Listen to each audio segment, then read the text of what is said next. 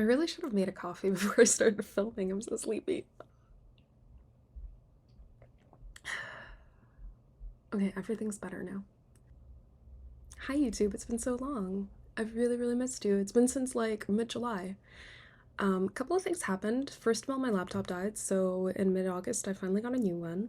Hence the really crisp webcam. I'm super excited about how nice that looks. Big upgrade for the channel, I must say. And the other thing being that my migraines just went downhill fast. Downhill fast. September was basically a write-off. I was just dysfunctional, really sick for most of September. And I've just had these like new migraine triggers that have popped up, and most of them are associated with screen time, so I'm not really great with big screens right now. I have a lot of trouble when there's lights flashing in my periphery. You might notice from the reflection in my glasses that I actually have a grayscale filter over my laptop right now because I'm able to look at a screen longer if it's grayscale. Yeah, it's exactly as annoying as it sounds. So I haven't really been watching stuff. I haven't been able to play games. Working's been a really big challenge. And I've just been doing my best living the analog life. So that has meant that I have a lot of books.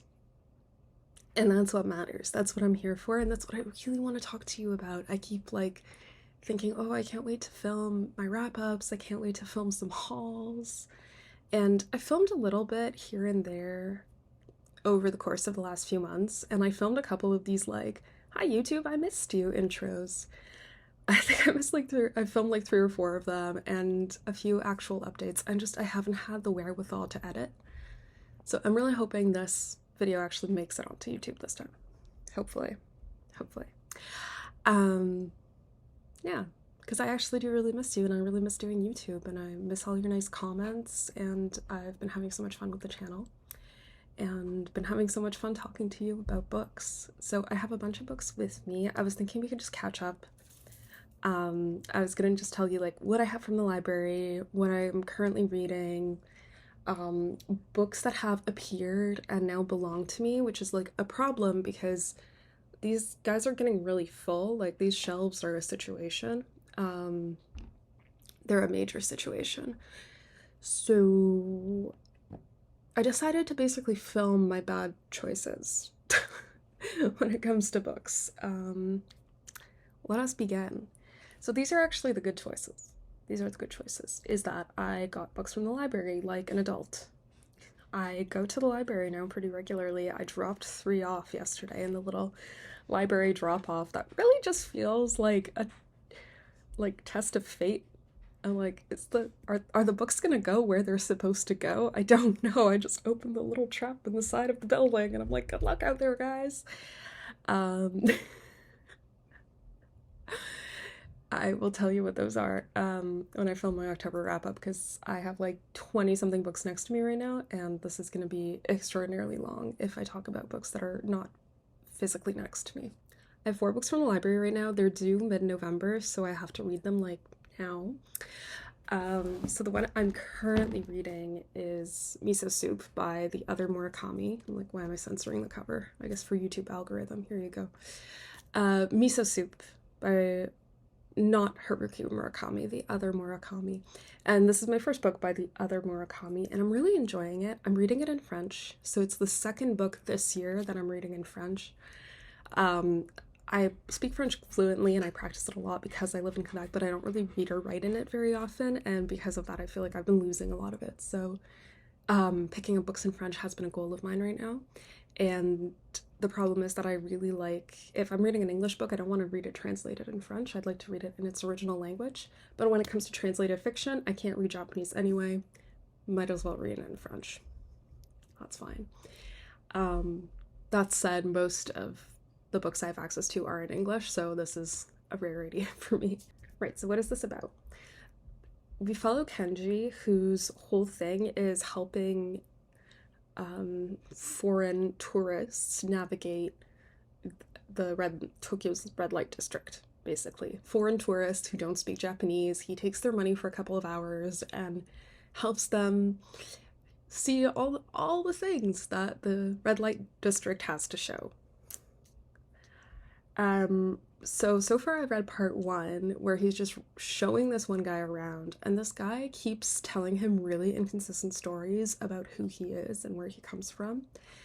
And our main character is getting kind of creeped out by it because there's been a murder of a young sex worker like the night prior or 2 nights prior, and he sees that this foreigner's money is stained with something that looks like blood, and he just has this feeling that like, oh, maybe he has something to do with this murder. He has no basis for that, but he's just getting constant, like, more and more creeped out by this guy.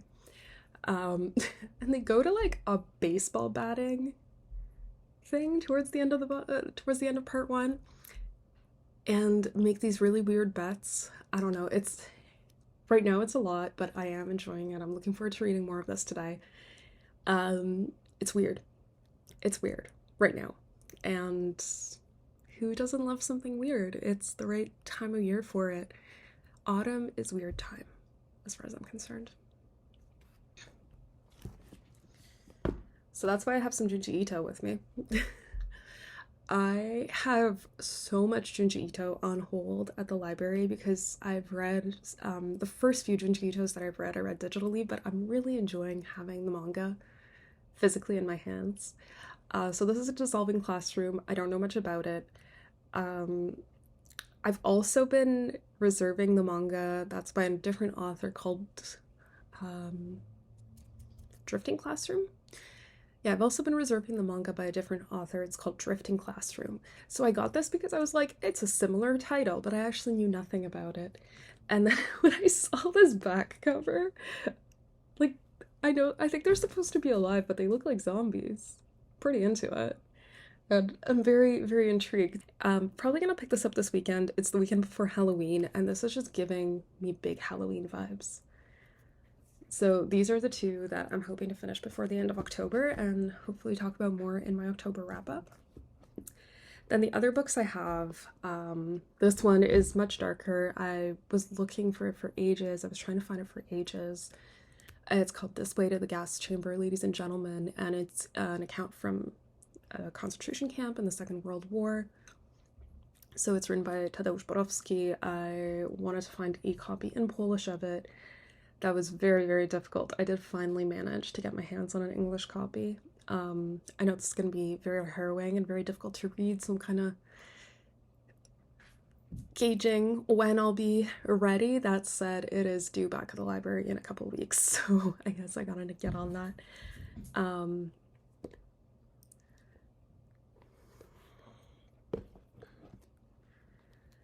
then the last book I have is this, that I don't actually know too much what it's about, The Things We Found When the Water Went Down.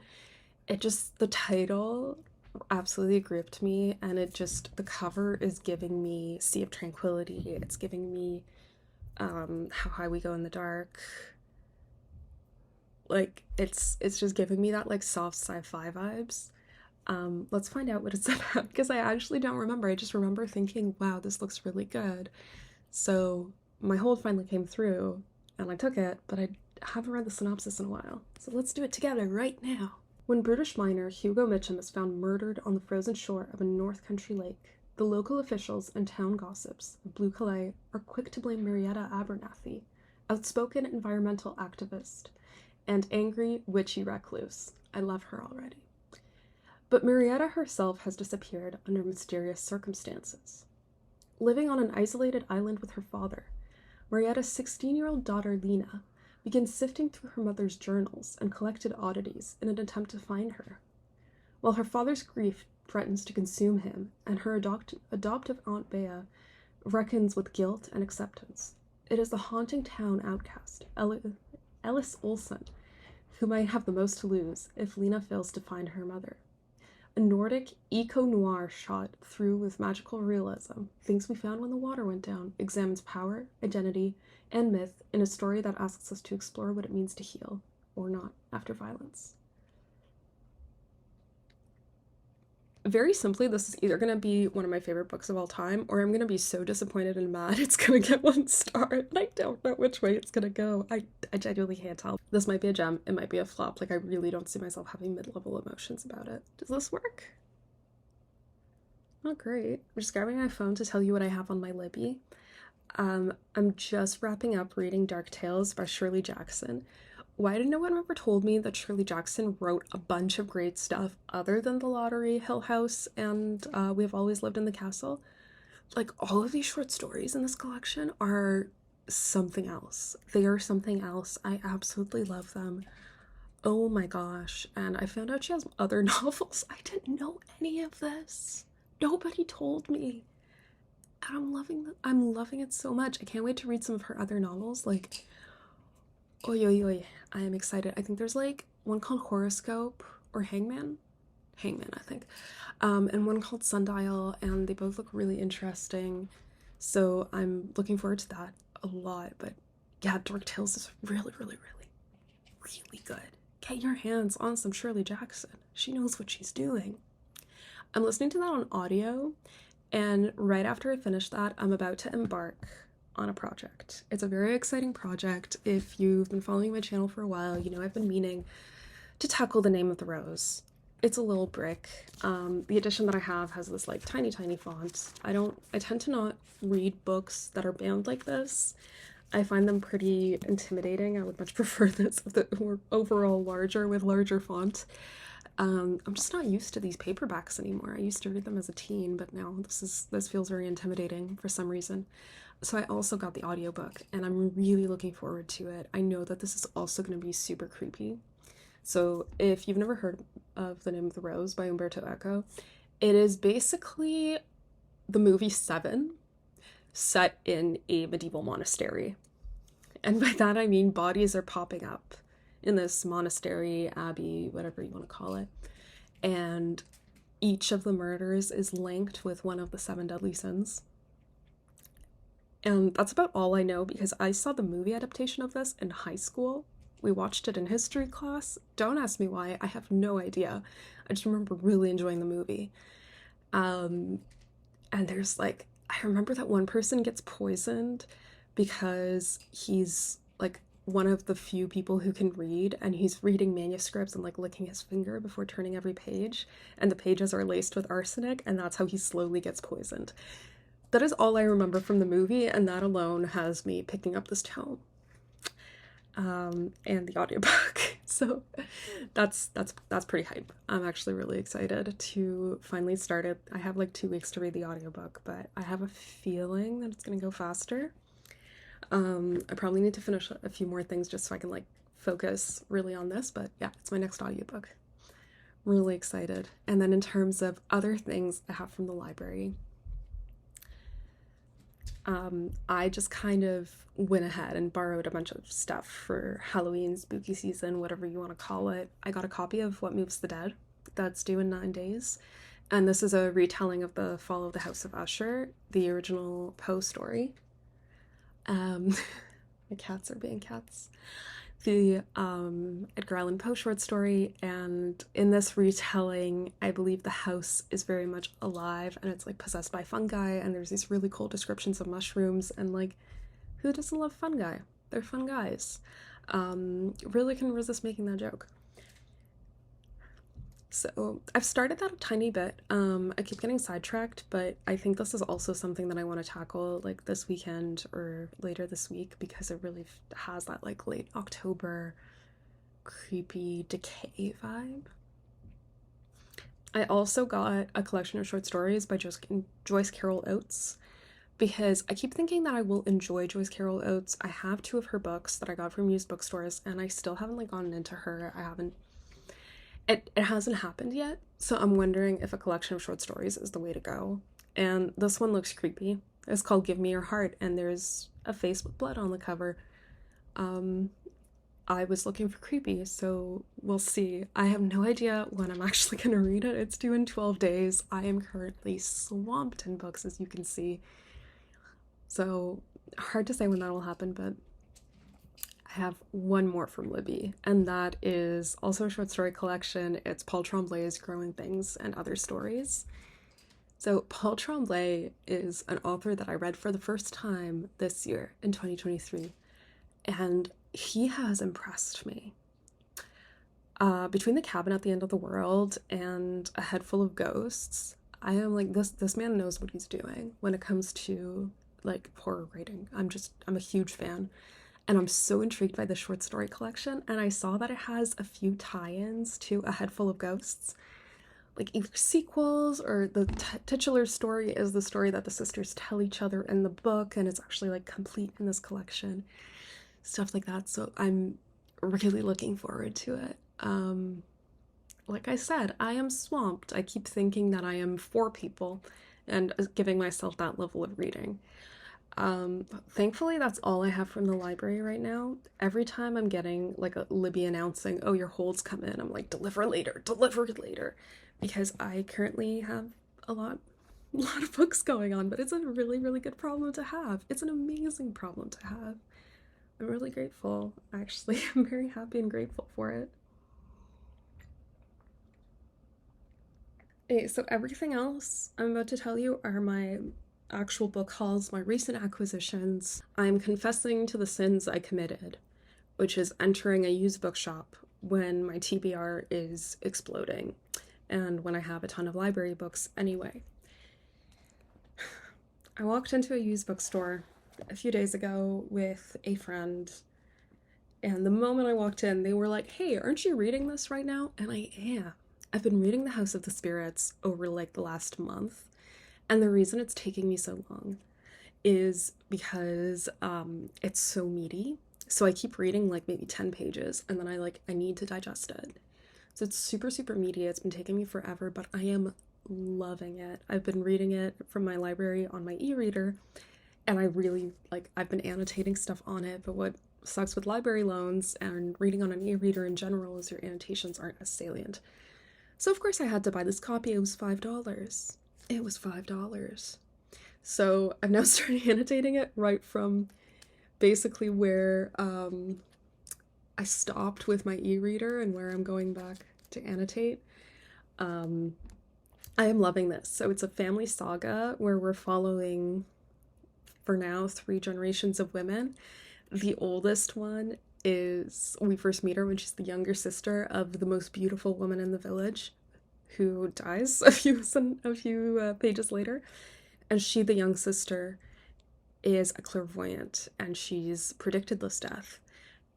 And she stops speaking for almost 10 years, and her, the patriarch in the family is so upset about this, because he's like, oh no, the good one died, and now I have this creepy child thing.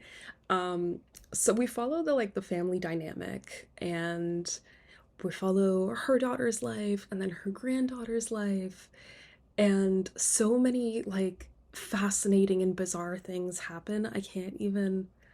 I don't know how to explain this book beyond saying things are happening all the time, and it's kind of incredible in the best of ways. I'm really enjoying it, and it is like my copy of Name of the Rose.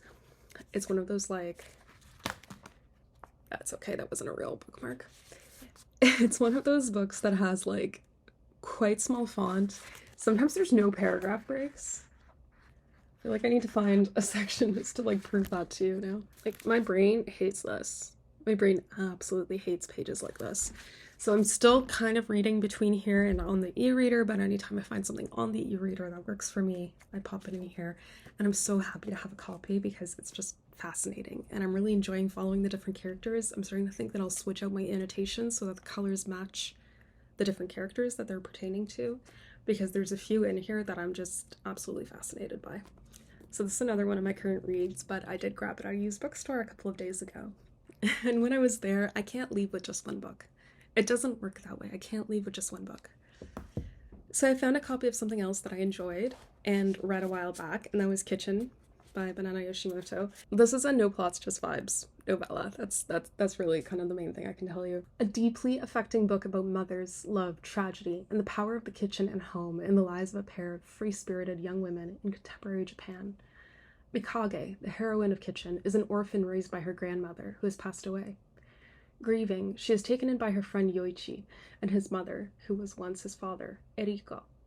As the 3 of them form an improvised family that soon weathers its own tragic losses, Yoshimoto spins a lovely, evocative tale that recalls early Marguerite Duras.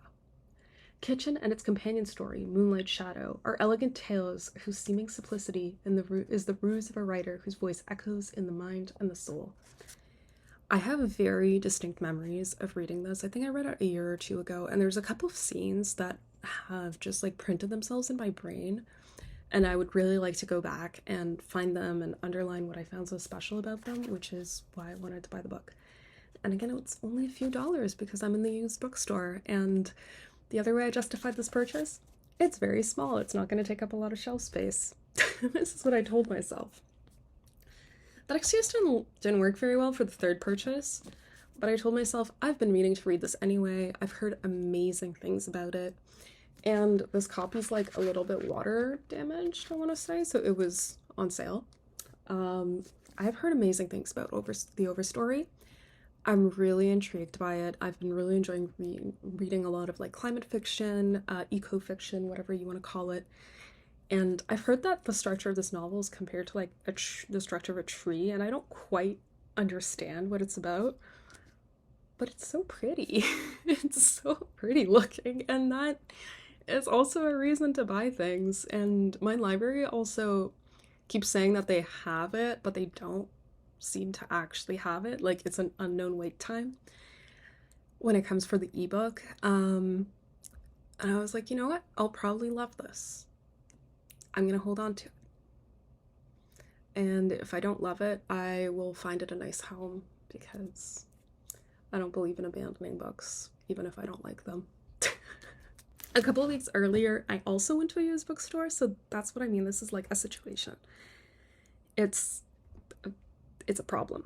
It's a situation that isn't great, and especially because I keep buying books that I already read, but I'm like, oh, it was so good that I need a copy now. I need a copy so I can lend it out to people. I need a copy so that I can look at it. I need a copy just so that I can hold it and smile and remember how much fun I had with the book. I listened to this one last year, and it was just so moving and lovely and gave me a lot of emotions. No, I've not watched the movie. I absolutely don't want to do that. The charms of this book is its Swedishness and the way it's written and the way it's structured. Oh, it's fantastic. I've been really enjoying going through everything Frederick Bachman has written, and this is no exception. This is the only book of his so far that I own, and I say so far because when these turn up, I will be buying them. Of course I'll be buying them. Frederick Bachman is amazing. If you don't know anything about this book, it follows a man called Uwe. I'm gonna stick with Uwe. I think that's why the American movie changed his name to Otto. Uwe. So it follows a man called Uwe, and he's a widower, and he can't imagine living without his wife. He just can't imagine it, so he's planning his suicide. The problem is things keep getting in the way.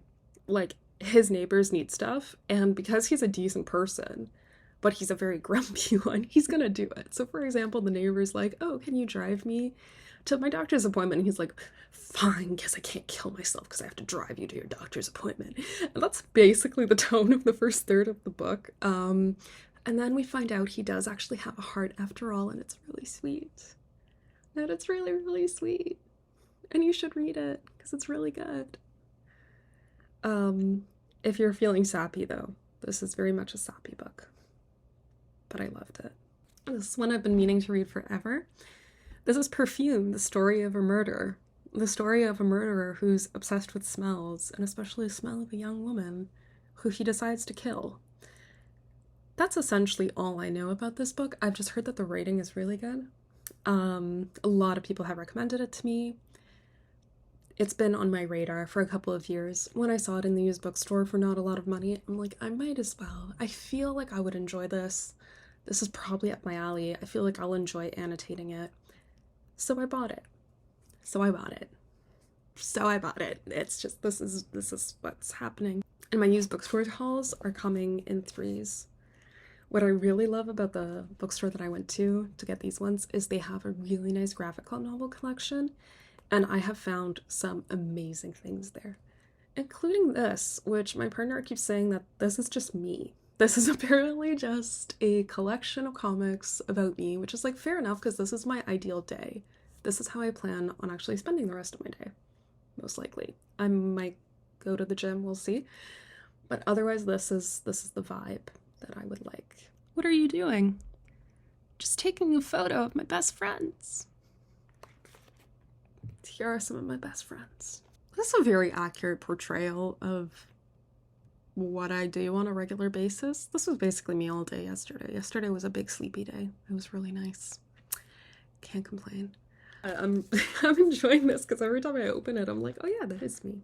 That is actually me. Yeah, I feel like this is like decently self-restrained in terms of all the books that I got. Recently I used bookstores. This feels justified. I've only read 2 of them, and I liked both of the ones I've read. I'm reading one of them, and the others are really up my alley. And that's how I justify these purchases. Also, they were very cheap. Support your used bookstore.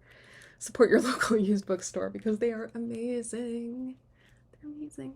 The joys of Montreal is that not only are used bookstores everywhere, but free little libraries are also literally everywhere. And a lot of them mostly just have children's literature, but sometimes there's occasional gems. So this was literally 2 days ago? Yesterday? Time is fake. This was 2 days ago. I found some Discworld. Do you know how hard it is to find any Discworld right now? Like, I read, I think, 20 or 30 of these books when I was in high school. I was just, like, devouring them, and I had, like, we had a collection in the house back from when my family members was really into it. We had a collection of, like, 20 or 30 of these at my parents' house, and I read all of them. I read this one. I just don't own any right now, and I don't remember if this is at my parents' house or not, so I decided to just grab it. I might just throw it at someone. If you don't know anything about Terry Pratchett or Discworld, Terry Pratchett was a comedy fantasy writer. So Discworld is a parallel world that is a circle instead of a globe.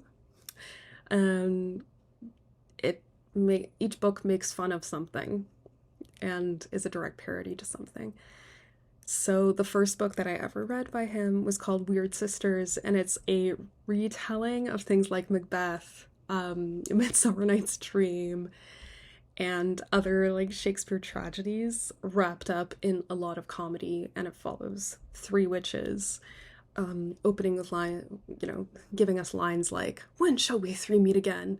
How's next Thursday? Is next Thursday good for you?" And it's like, "Oh no, next Thursday I have to take care of my nephew. I can do Wednesday though." So this one isn't Shakespearean. It's about like rock and roll, classic rock and roll. Death is a very prominent figure in Discworld, like the literal Grim Reaper.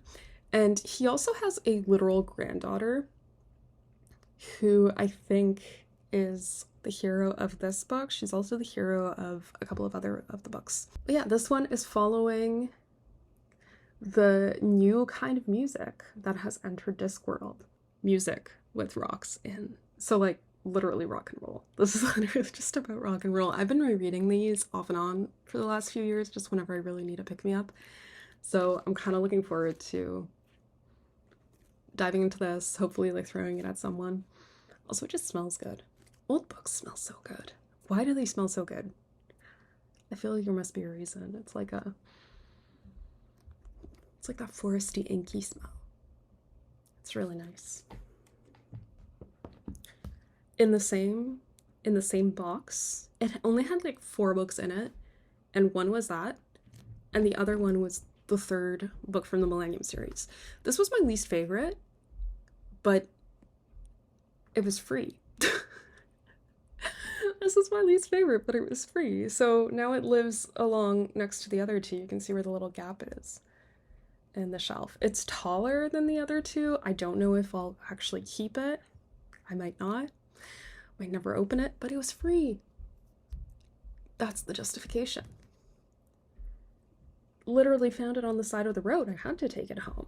Followed me home, I swear. Etc., etc. The other Murakami is following me.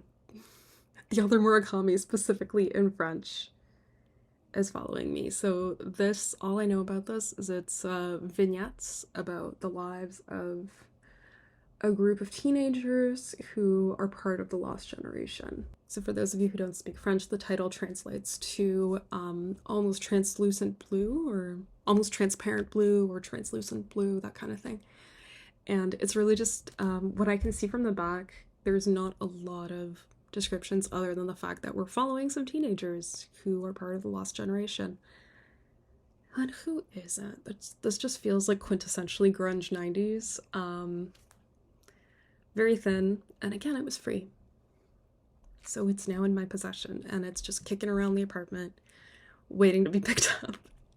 I think I'll read it sooner rather than later, depending on how much I like miso soup, and whether I think that this author actually does interesting things or not. We will see. Can you believe that there's more? There's actually more. I don't usually borrow books from people, mostly because I have too many to read. And my library, I use my library all the time, all these kinds of things. But I was at a friend's this week, and she had a copy of this. I have been on the Greek retelling, myth retelling train. I have enjoyed it, and I really liked Electra by Jennifer Saint, which is a partial retelling of Clytemnestra's story. So I'm really, really looking forward to kind of hearing another retelling. I didn't know much about her, actually at all, until I read Electra. So, and I think she was the most interesting character in that story. So yeah, I saw this at my friend's place. I'm like, ooh, I want to read it. To which my friend said, you can borrow it. I said, you will have it back possibly in more than 6 months. And my friend said yes, notably because I have been lending her books. So I really appreciate it. Thank you, my friend. It's gonna haunt various parts of my house, moving to the bedside table and back, moving up a TBR and back, until I finally get around to it, because it's a chonky boy with nice deckled edges. I love me a deckled edge. I've taken you through most of the situation, but there's still a few more things. I got some books in Polish. I got my favorite Olga Tokarczuk book in Polish. So this is Drive Your Plow Over the Bones of the Dead in Polish. I've been wanting to reread it. I loved this book when I read it 2 years ago. I loved it. Absolutely adored it. I really want to reread it in Polish. My Polish is like my French. I speak it fluently, but I never have a chance to practice reading or writing. So I figured what better way to do that than to try and read more books in that language. So here it is. Here's the one I really, really wanted. I couldn't find a paperback, but I find this hard copy really beautiful. I tend not to buy hard copies, but this one's like, it's nice. I really like the little deer. That's actually what it is. The little deers convinced me. I'm just like, good. Little ominous. I won't dwell on these too much because I'm not even sure if they're translated in English yet, but I did want to show you some of the other Polish books that I recently got. This is an investigative journalism piece about abuse in nunneries. So like where sisters and nuns live, convents. I never know the right words in English for that. Within a Polish context specifically. So I believe it interviews ex-nuns and talks about their experiences. That's really all I know about it. I'm very curious about the topic. I'm really interested in, I guess, the dark side of institutions and things that are hidden by institutions. And given that this is like specifically in a Polish context, which isn't something I hear a lot about, I needed to pick it up the moment I saw it. And then I was just really in this like thriller, small town mystery mood. And both of these books had that vibe. Both of these books were set in Poland. I have no idea if they're even translated. The title of this translates to Orion's House, and I really can't kind of gather too much information from the back of it, other than saying that some of the themes tackled are humanitarian, climate change, identity, all the good themes. All the good themes that I love reading about. Apparently some of the setting includes the Polish-Belarusian border, super like melty heat Athens. Translating from Polish to English live is really hard. Melty heat Athens and the rainy forests of central Mexico. And apparently space? That's cool. We follow our heroine and look at the fates of people, animals, minerals, and stars. Okay. Okay. Um, just the bookstore I was in had these like kind of prominently displayed, and I just grabbed them because they seemed interesting. I had no rhyme or reason. I didn't do any research about them. I just briefly checked that their Goodreads rating wasn't total garbage, and it wasn't. It's like a high 3 point something. So this one, the title translates to "And with Our Dead Ones," which I was obviously intrigued already. And this one, I believe, follows an actual cast of characters, including people who are not necessarily like typically Polish and may not feel seen or represented in society. And that's also a group of people I'm very interested in because Polish culture does have this sort of a relatively strict set of behavioral rules and regulations, for lack of a better word. Um, Trying to talk around the topic here, not to get too spicy. And I think this book kind of, from a Polish perspective, looks at society and people who don't completely fit those molds. And also the cover was just super creepy. I mean, there's like eyeballs and pieces of bone on the background, like on the back. I judge books by their cover. That's just who I am. That's why I bought these. So here's my haul of Polish books. I'm really excited. I have no idea when I'm going to read them. Don't ask me questions like that. I don't know. I don't know when I'm going to read any of these. Because, like, those are all the books, but I also have all the books that have been on my TBR that I have owned. There's a ton of those. There's a ton of those on my bedside table. And then, of course, I've been so into the New Scientist lately that I got a subscription. Can I afford a magazine subscription, given I have no shelf space, no time to read, and also not a lot of money? No. Did I do it anyway? Absolutely yes. Why? Because this is amazing. Why did no one tell me this existed? I feel like I've missed out on years and years of New Scientist.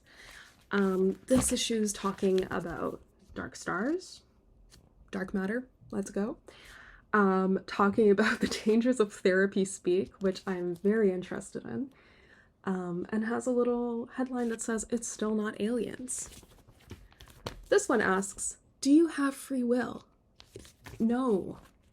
No, and I clearly don't have any self-control either. I'm glad we've already figured that out. And then these two came together in the mail yesterday. I was very excited about it. Finding the Multiverse and Future-Proof Your Brain. What does future-proofing your brain involve? Your cognitive reserve protects you from dementia, but what is it, and how do you boost yours? I would love to boost my cognitive reserve. I feel like it's empty right now. There's a headline on why urban trees are dying young and how to save them. I'm very intrigued by that. I need to stop actually reading the magazine and, woo, eat your microgreens. Are tiny plants really a health-boosting superfood? There's also an article on how cats purr. I absolutely love the New Scientist. That's my other like recent haul. I was getting the New Scientist from the library, as I mentioned, I think in my last video that I posted a couple of months ago, and I have just been so addicted. It's what I read when I can't sleep, or it's what I read over my morning coffee. I'm having the best time with the New Scientist, and I'm having the best time like drowning in books. I'm currently just surrounded by the piles that I filmed with, but it's great. Like, it's a really good problem to have, like I said. What will I be reading over like the next 2 months before the end of the year? I have no idea. The answer is I have no idea. It's gonna be me versus my mood reading versus my library holds, all kind of eyeing each other. Hopefully my health will be better. Hopefully I'll be back on YouTube. I'm really planning on it. I've been taking really good care of myself these past few months. I've also just started a couple of different treatments, including some prophylaxis for migraines. Finally. And I do seem to be taking well to that. So even though I still have to film in black and white, for myself, I think it still films in color for you. I'll try to edit a little bit in color just to make sure that the balance isn't completely off. I think everything's gonna be okay. I've decided that everything's gonna be okay. Um, because I have a lot of good books to read, and that can get us through a lot of things. This has been a really long catch up. I've like barely had my coffee. I made a coffee at the beginning of this video and I barely had any. Let's go. I hope you have more self-control than I do, or if you also don't have self-control around books, that you're having some beautiful book hauls. Let me know what the last few books that you kind of got on impulse, be it from the library or from a bookstore. What were they? Why did it happen? Do you want to be stopped? Also, let me know if you're remotely interested in seeing things that I filmed like a few weeks or months ago, like my false starts for getting back on the channel. It has a few like thoughts about my current reads and current knits, what I've been up to, how my health has been doing. I'm thinking of maybe releasing that. I'm definitely gonna do videos going back to wrap up July, August, September, and now October, because I've read so many good books, in the past few months that it just doesn't make sense not to do a wrap up. So that's definitely coming soon. Have a wonderful day. As always, thanks for watching. And as always, I hope you read something really lovely. Goodbye.